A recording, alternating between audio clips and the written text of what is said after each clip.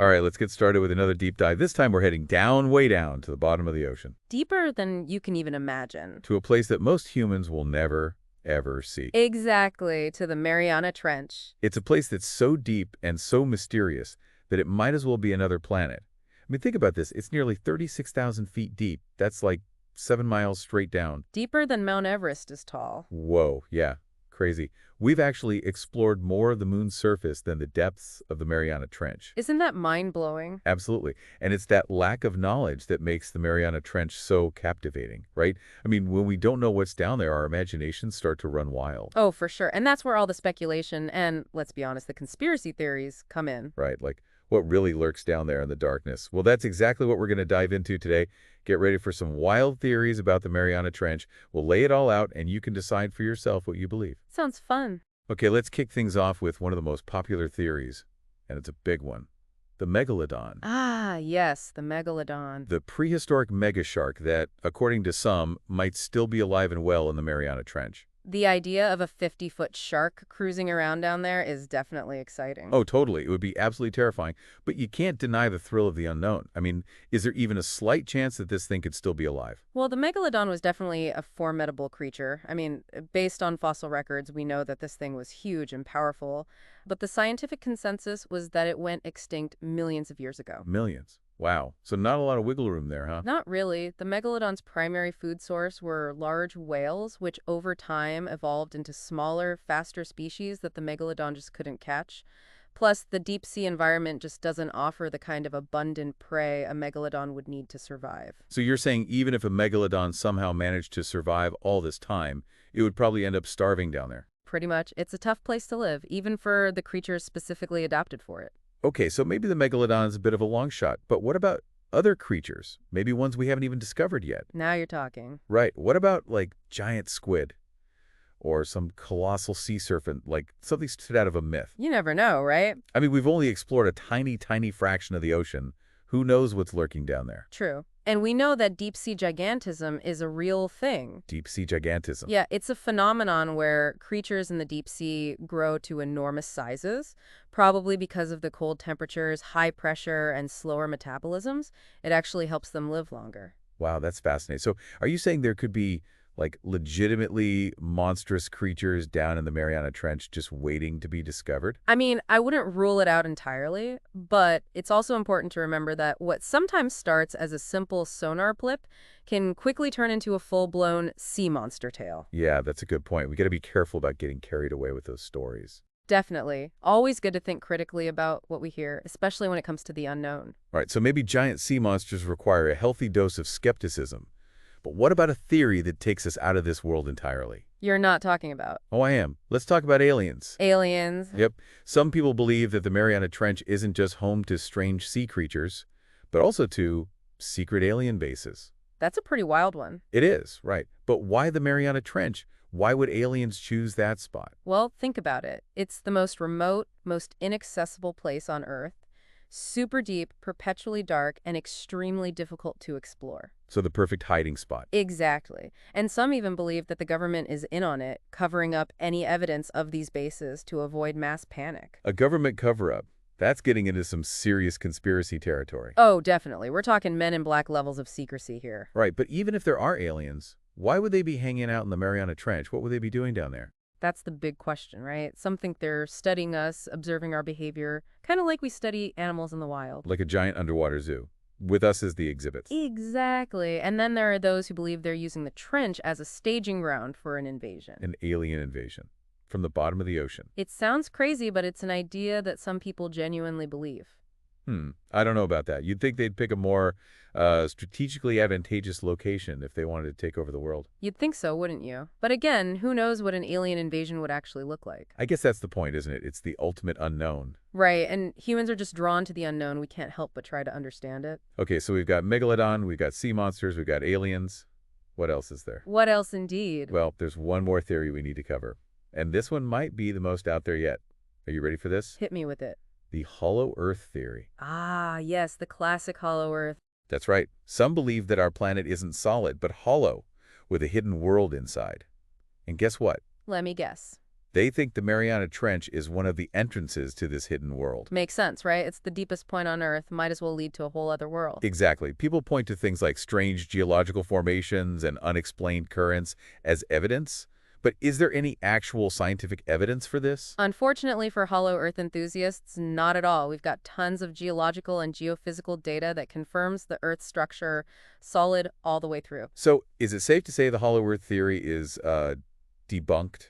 You could say that, yes, but that doesn't stop people from believing in it. I guess there's just something about the Mariana Trench, right? It's so deep and mysterious, it just seems like anything is possible down there. Absolutely. It makes you wonder what else might be lurking in those depths, what other secrets are waiting to be discovered.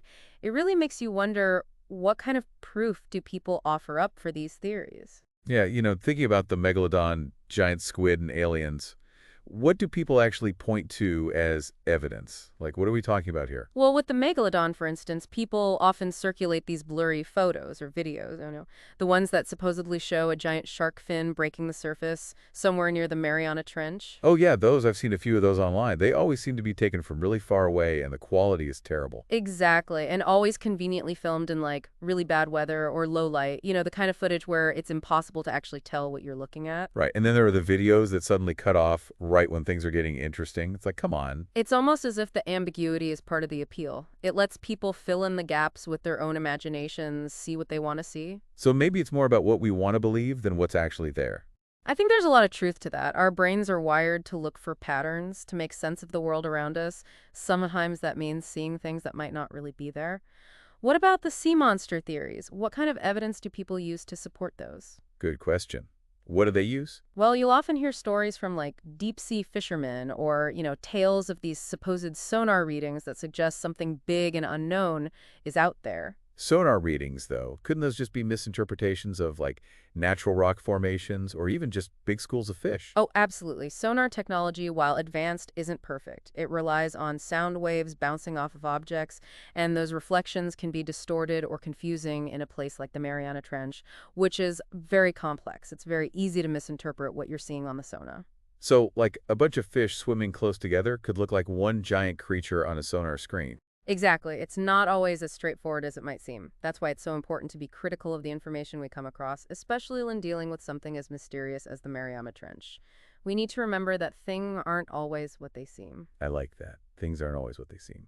Okay, now what about the alien base theory? That one seems less about blurry pictures and more about, like, government secrecy and stuff. Right. The alien-based theory is all about the lack of concrete evidence, which is conveniently explained away as a massive government cover-up. So, like, the government is hiding all the proof so we don't freak out. Exactly. The idea is that authorities are actively hiding anything that could prove aliens are real, which of course feeds into that whole "they're not telling us the truth" sentiment. I've even heard some pretty specific theories about which agencies are supposedly involved, like the NSA or even like the Navy SEALs. Any truth to those? Well, those organizations certainly have the resources to explore the ocean depths, but there's really no hard evidence to suggest they're involved in some alien cover-up.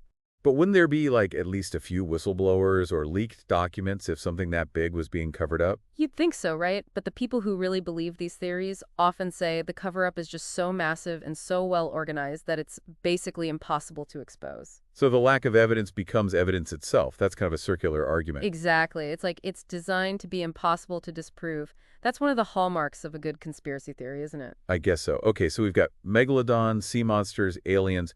What about the Hollow Earth? What evidence do the Hollow Earth believers offer up? Well, the evidence for the hollow Earth is even thinner than for the others, to be honest. Some point to ancient myths and legends, stories about underground civilizations. Oh, like lost cities and stuff? Yeah, exactly. Others point to weird geological formations or strange magnetic readings, anything unusual. I've even seen people share what they say are photographs of these huge openings at the poles, entrances to the Hollow Earth, supposedly taken during like old satellite missions. Right, right. But all of those claims have been debunked. Those photos are usually just misinterpretations of natural phenomena, or sometimes they're just completely made up. So basically, from a scientific perspective, the Hollow Earth is a no-go. Pretty much everything we know about geology and physics just doesn't support the idea of a hollow planet. But again, that doesn't stop people from believing in it.